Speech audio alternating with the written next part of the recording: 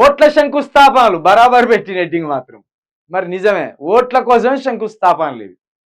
మోడీ వచ్చి వెళ్ళాక స్పీడ్ పెంచిన రేవంత్ రెడ్డి 2-3 రోజులుగా వరుస భూమి పూజలు. మొన్న ఎలివేటెడ్ కారిడార్, నిన్న ఓల్డ్ సిటీ మెట్రో హడావుడి కార్యక్రమాలు ఎందుకనే అనుమానాలు.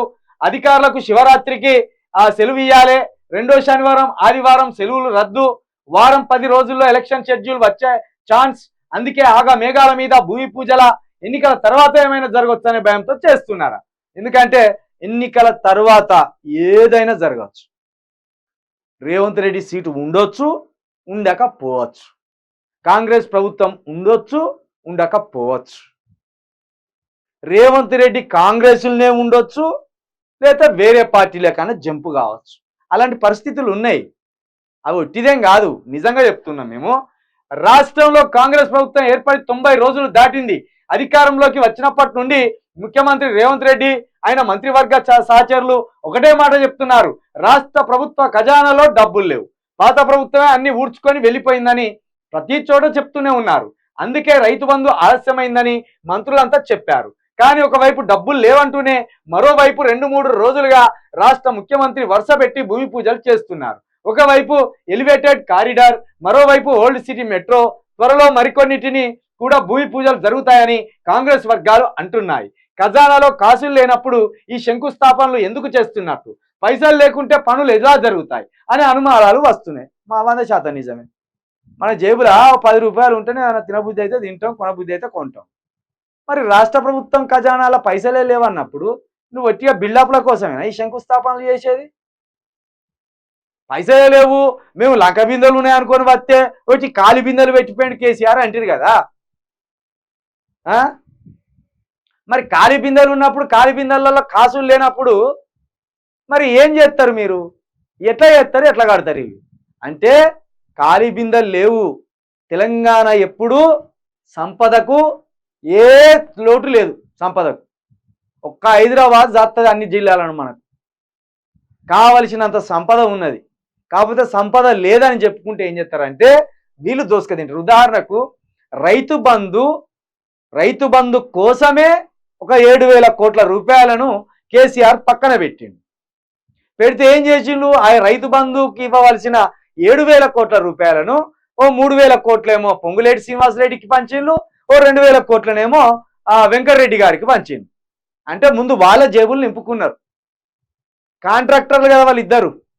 మళ్ళీ పైగా ఖమ్మంలో ఎమ్మెల్యేలకు అందరికీ ఖర్చు పొంగులేటి శ్రీనివాసరెడ్డి పెట్టినట్టు సమాచారం.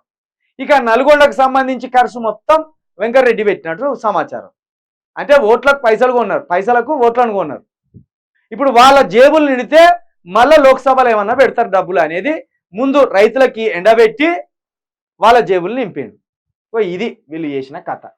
కాబట్టి ఇవి 100% ఓట్ల కోసం శంకుస్థాపన లేదా పిచ్చి, ఇవి ముందర పడేటి కాదు. రేవంత్ రెడ్డి ఉంటాడో పోతాడో తెలియదు. బడే బాయ్ అని ఎందుకు అనుకుంటాను. ఒకవేళ మళ్ళీ మోడీ ప్రభుత్వం మూడోసారి వచ్చిందా, కాంగ్రెస్ ప్రభుత్వం ఇక్కడ ఊస్తే ఉండనే ఉండేది. ఒకవేళ బీఆర్ఎస్ కు గనక ఒక 10 నుండి 8 సీట్లు వస్తే గనక ఇట్లా కూడా ఉండేది రేవంత్ రెడ్డి ప్రభుత్వం. ఒకవేళ బీజేపీకి కనబడుతుందా, బీజేపీకి ఇదే 8 సీట్లు నుండి 10 సీట్లు వచ్చినా కూడా రేవంత్ రెడ్డి ప్రభుత్వం ఉండదు. ఎందుకంటే ఇప్పుడు టీఆర్ఎస్ నుండి చాలా మంది జంప్ అయిదామని చూస్తాను. దాంట్లో ఆరాహార వీరులు వచ్చినా కూడా వాళ్ళు ఆగరు. ఇప్పుడు మల్లారెడ్డి ఉన్నాడు, అక్రమాస్తులు కోకొల్లలు ఉన్నాయి. ఈయన ఏం చేస్తాడు, మోడీ ప్రభుత్వం అక్కడికి రాగానే చలో జంపు బీజేపీలోకి జంపు. ఇది నేను సబ్జెక్ట్ చెప్తా, నిన్న ఎందుకు జరిగింది అదంతా ఏంది అనేది సబ్జెక్ట్ చెప్తా. చాలా పెద్ద సబ్జెక్ట్. ఇప్పుడు ఇదిగా మార్నింగ్ న్యూస్లో చెప్పుకుంటా పోతే 1/2 అవర్ అవుతుంది.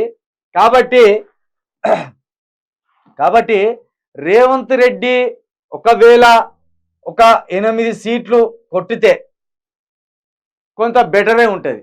ఏది, ఎంపీ సీట్లు. అయితే ఈ 8 సీట్లు కొట్టి బెటరే ఉంటుంది. కానీ మోడీ ప్రభుత్వాలు వస్తే ఈ 8 సీట్లు కూడా గల్లంతే. 8 సీట్లు కూడా గల్లంతే. ఎందుకంటే మనోనికి ఉన్నది 64 సీట్లే. ఈ 64 సీట్లు అంటే ఇది కొస ఊపిరితోటి ఉన్నది పానం. ఇంకా రకరకాల కోణాలు ఉన్నాయి ఇలా. రేవంత్ రెడ్డికి ఎందుకు భయం పట్టుకున్నది? రేవంత్ రెడ్డి ఎందుకు నా ప్రభుత్వం పోతదేమో అనే భయంలో ఉన్నాడు? ఎందుకు పేగులు మెడలా దించుకొని వేసుకుంటా అని అంటాడు?